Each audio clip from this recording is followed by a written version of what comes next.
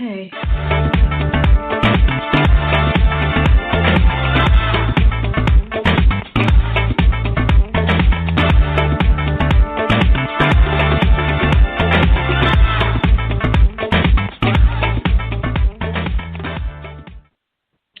Happy Tuesday nights, listeners. It's me, Sierra London, along with my co-host, author Ember-Raine, and together we are Women on Words. So it's been a little while since we've been online because we've been busy writing, but I still want you all to follow us on Instagram, Twitter, Stitcher, iHeartRadio, Spreaker, and of course here at Blog Talk Radio. Tonight we actually have two authors online, Naomi Springthorp and Tonya Clark, and together they are Love and Devotion, and they're going to be talking about their new anthology that's coming up on December the 1st, that's Storybook Pub Christmas Wishes. So let's see if I can get the ladies on the line. Author Ember-Raine, you with me?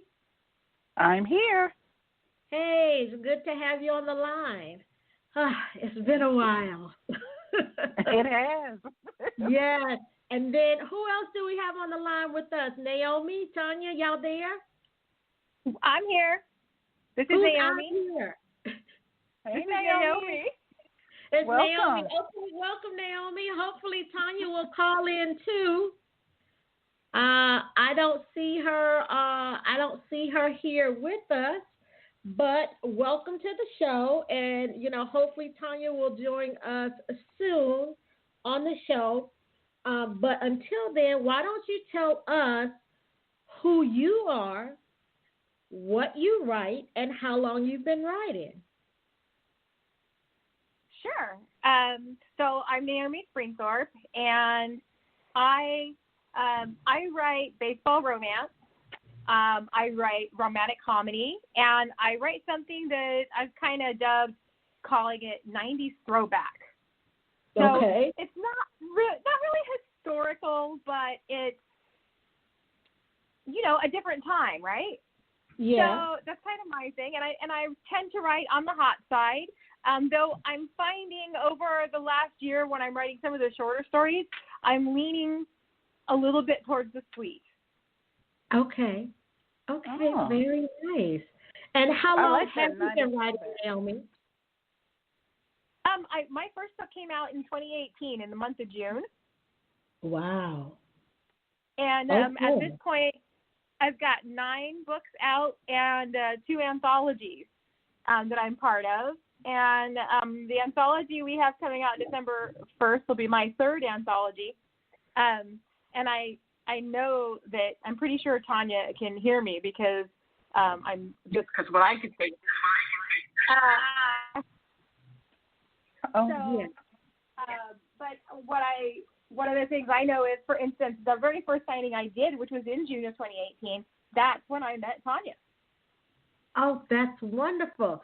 Now, I know Tonya will probably pop on the line pretty soon and call us on Blog Talk Radio so we can get her story. But Naomi, tell us, so you've been in business now, I guess this would be your 2nd year in business. And you're a pretty prolific writer to have 9 books and 2 anthologies already. So tell us about that first book. Like, what made you first start writing? I had writing a book on my bucket list, and it wasn't anywhere near happening. And I took a vacation for the first time in something like 15 years where I was away from work for more than 4 days for the first time in a really long time. And I'm a total baseball freak. There's a reason why I write baseball romance. And so what I did was I actually had bought a pass for the whole week for the All-Star game because it was at my stadium, and I wasn't going to pass that up, and I had the opportunity. And so I disappeared. I was actually away from my office for 16 days. And the last day, that morning, I woke up like in the middle of this dream, And it was the story. And I woke up and I couldn't help myself. I actually grabbed my iPad and I had written down the first 10,000 words before I ever got out of bed. Wow. Yeah. It was the strangest thing ever. That's awesome. That is really, really 10,000 awesome. words just sitting there typing out 10,000 words at one time? Wow. Yeah, it was the strangest thing ever. It was literally like 9,800 and something words, right? And I'm like, and I looked at it and I shut it and I set it aside like you would see on a movie. I could, and I set it aside and it was like, okay, like what am I doing? Stop. You know what I mean? And that's just what happens. And I gave it to a good friend of mine who owns and runs her little indie bookstore, and she read it and she goes, "Oh, you should do this." And I'm like, okay. And and that's and then she told me what she liked and what she didn't like, and you just went with it, right? But what was funny was once I started, I wrote that first book in less than 30 days, and it's about 73,000 words, and it just pow. And then the book that came right after it was like there was no stops. It was like the next one, and then it was the next one, and then there was the next one. I had like 6 books written before I even figured out how I could even start to put one out. That is so amazing. And I see your partner, Tonya, has come online. Tonya, hello. Happy Tuesday. How you doing? I'm so sorry. Technical difficulties. That's okay. So Naomi's had a chance to tell us a little bit about her and her writing journey. So welcome to Women on Words. Why don't you take a few minutes just to tell us who you are, what you write, and how long you've been writing? Okay, well, I'm Tonya Clark. I have been writing for, almost 7 years now. I currently have 7 books out. I am kind of known for writing my deaf characters. I have a deaf daughter, and I have realized that there's not a whole lot out there that deal with deaf characters in the romance contemporary world. So I have brought characters into my books that are deaf. So I'm kind of becoming known as the deaf writing author, I guess you can say. I have a series out of 4 books called the Sign of Love series, which started with my deaf characters. And then I'm kind of currently writing a new one that should be coming out here pretty soon called Driven Roads that will bring in another deaf character. So I like to have characters that are not common that you're going to read about. I love that you said that. I mean, that's just amazing. So I've read a book with a character who had a hearing impairment. It was actually written by Maya Banks. I don't know if you've heard of Maya Banks, but she writes historical romance. And the character in the book was the heroine. And it was a Highlander. I love Highlanders. I think they're so sexy. And they actually thought she was insane because she couldn't communicate with people. And he was being forced to marry her so their clans would stop fighting. And she was excited about marrying him because his voice was so deep, she could feel the rumbles when he talked, and she could hear something. And so she would just touch his lips to tell him to keep talking. And he figured out that she could understand him, but she couldn't hear. It was just fascinating. So I love that you are bringing something new to mainstream romance. That's amazing. Yeah, my youngest daughter, being deaf, she actually speaks. She doesn't sign. And so my characters are, in some way or form, they still speak. So I kind of branch them, because there's so many different,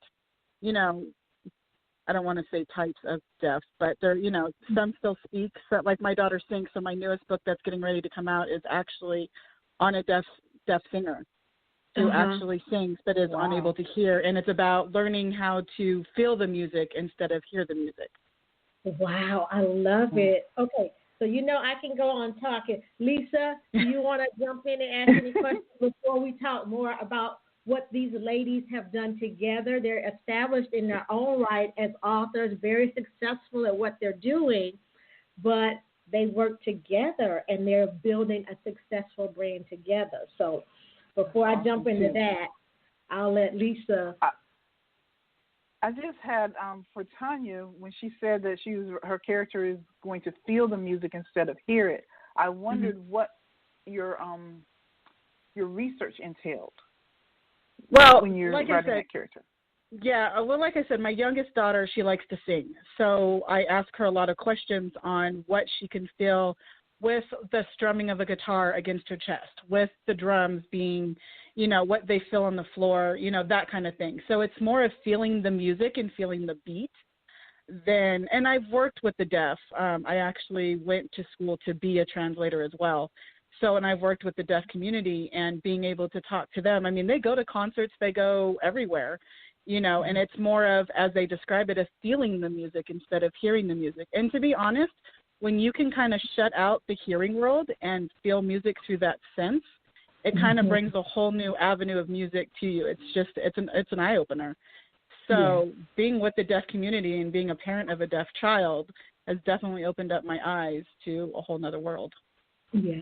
That's awesome. Yeah. Thank you for sharing that with us. Yeah, really. Okay. So and before you move ahead, I do have something for Naomi too, because I need to know how you came up with the 90s throwback, because 90s is my era. I love it. So Me too. I love 90s, and one of the things is I think I was part of that original online group that happened. That original chatting online and all that stuff. I shouldn't admit this, but I had internet access and was calling into BBSs that were ran from people's homes when I was in junior high, which was a really, really long time ago. And and that was before most people had internet. I mean, in all reality, that was like 1985. And wow. Hey, I saw that concert live, Sierra. Okay. You got the beat back here. Sorry. So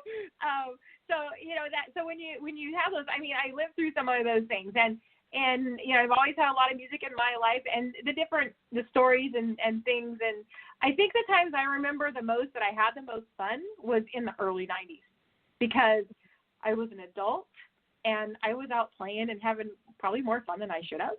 And so to me, when I look at where we are now, and we have cell phones and we have social media and we have all these things, and when I think about back then, I think, do you know how much trouble we could get into then, because nobody was watching? Now they see everything we do. Deep trouble. Yes, that is so true. So true. And so you all have to tell us what kind of trouble you all have been getting into with Love and Devotion and the Storybook Pub Christmas Wishes Anthology. Who wants to tell our listeners about the Storybook Pub project and what? Go ahead, ma'am. Well, the Storybook Pub project actually started at a signing that we were at. We were talking about it and come up with kind of the premise, and me and Tonya talked about it, and I wrote up his little background story. But basically, Storybook Pub is not a chain, but a whole bunch of this pub that's owned by the same man named Kole O'Shea, and they are all over the world. So he's this Irish, proprietor, barkeep, whatever, and he is just somehow, I don't want to say magically, but somehow magically at every single one of them whenever you're there. So wherever the story is written, he's there. And he likes people to find what it is going to make them happy. He likes them to find their romance or love or fantasy, whatever it is that's what they need. And so he's kind of meddling and mischievous. I like. Yeah, and so we like that. And Tonya is a photographer, and I help her do photography. I've become the photographer's assistant and model hunter somehow. And Matt Crothers, he's the first one that we did a shoot with, and we love him. And we had these shots of him in a wine cellar at this place where we've been shooting, and so that turned into being kind of, and he's kind of got, Tanya's going to laugh, he's kind of got